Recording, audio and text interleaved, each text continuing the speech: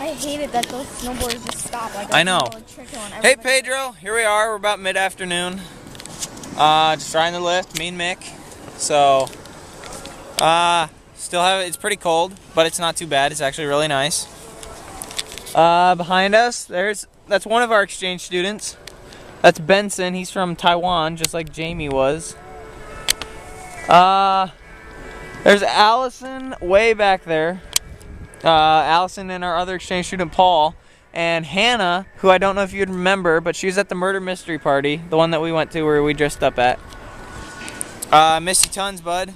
Lots of snowboarding going on. Pretty cool. We got a lot bigger group. We have about 22 people this year, so it's a lot of fun.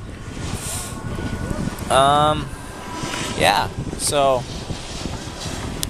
miss ya. Hope everything's going great. Hopefully I get to see you sometime soon. Okay, man.